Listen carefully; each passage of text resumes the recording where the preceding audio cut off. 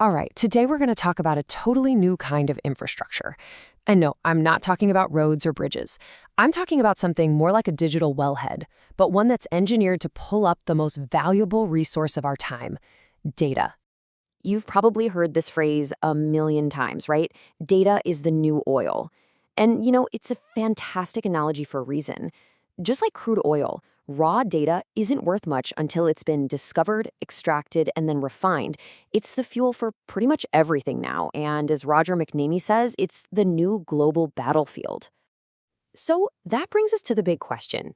I mean, if all this valuable data is out there, being generated by our cars, our cities, our environment, well, you can't just run a pipeline to it. You need a completely new kind of well. So how do we actually build it? And that, my friends, brings us to the hero of our story today, the Public Infrastructure Network node, or as we'll call it, the PIN. You should really think of it as the modern-day wellhead for this new digital oil field. It's the tech that's designed to tap into all that data flowing through the world around us. So what exactly is a PIN? Well, in the simplest terms, it's a bridge. It's the physical point where the digital world and the real world literally meet. Its whole job is to capture and process information right where it happens. This is so important because of something called data gravity. The idea that data is so heavy, in a sense, that it pulls applications and services to it. So you have to process it right at the edge. Now, on the outside, a pen looks pretty sleek, pretty discreet. It's designed to just blend into city streets or along highways. But don't let that fool you. That simple exterior is hiding a super complex, modular interior. It is a true data wellhead, absolutely packed with cutting-edge tech. So let's peek under the hood, shall we? Each one of these pins is a little powerhouse. It's got its own local AI micro data center for that edge computing we just talked about. It has advanced radios for 5G and whatever comes next. It's loaded with sensors for precise location and environmental data. It even has docking stations to charge up drones. And of course, it's all tied together with tough, resilient power and high-speed fiber. And get this, we're not just talking about a few of these in a pilot program. The projected national build-out is for 1.5 million of these nodes all across the United States. This is a fundamental, massive-scale shift in our national infrastructure. Okay, but building 1.5 million of anything costs a monumental amount of money. So how on earth do you finance an entirely new type of asset?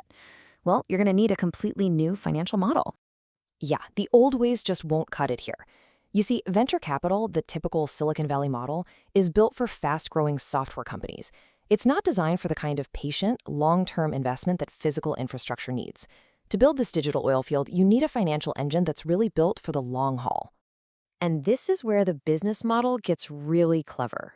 The old way of doing things, like with cell towers, was basically just passive leasing. You were just a landlord for an antenna. The new model, though, is active.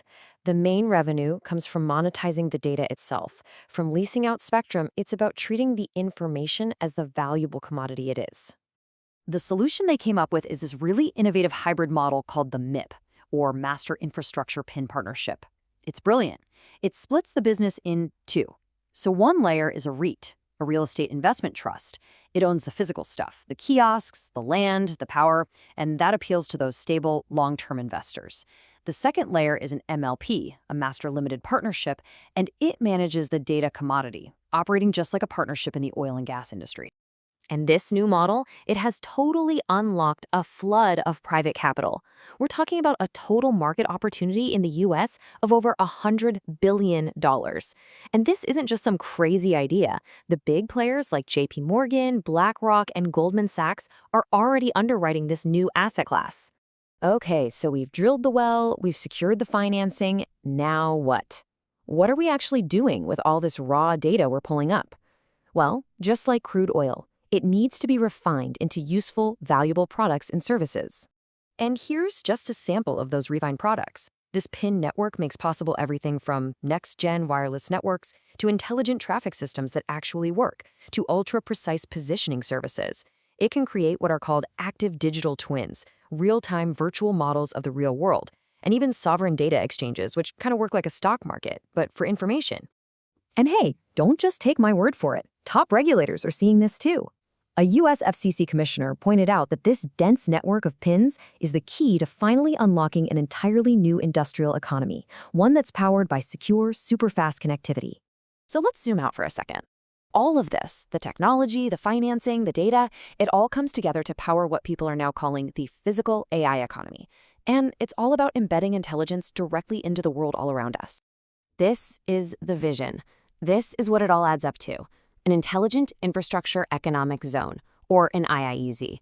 It's a place where data and connectivity flow just like a utility, like water or electricity, powering up an entire corridor with next-generation services for businesses and for public safety. So, what does that actually mean in the real world? Well, for one, it's the backbone for real autonomous mobility. That constant, reliable stream of data from the PIN network, that's the stuff that's going to make robo-taxis, automated shuttles, and those little delivery robots a safe, everyday reality. Or how about this one? And this is a real game changer. Think about public safety. With drone as a first responder networks, the moment a 911 call comes in, a drone can launch autonomously from a PIN docking station. It can get to the scene critical seconds, even minutes, before the first human responders, giving them incredible situational awareness. And I have to say this again. This is not science fiction. This is happening right now. In Texas, the State Highway 130 corridor is becoming the world's first IEIEZ. They're deploying 230 pins along a 92-mile stretch of road, right in the heart of this booming area, with Tesla's Gigafactory and Samsung's huge new factory.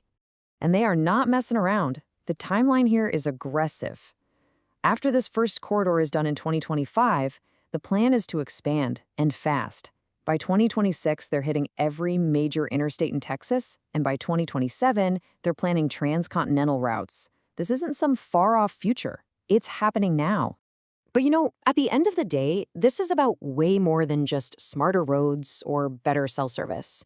The real goal here is to create what's being called sovereign intelligence. It's about empowering individual communities with their own data infrastructure, so the economic value from that data actually benefits the people who live there. This network of pins, it's really going to be the nervous system of the 21st century, connecting our physical world to the digital brain of AI. Just like the interstate highway system completely defined the last century, this intelligent infrastructure is going to define ours. So the final question isn't if it's going to get built, it's what are we going to build with it?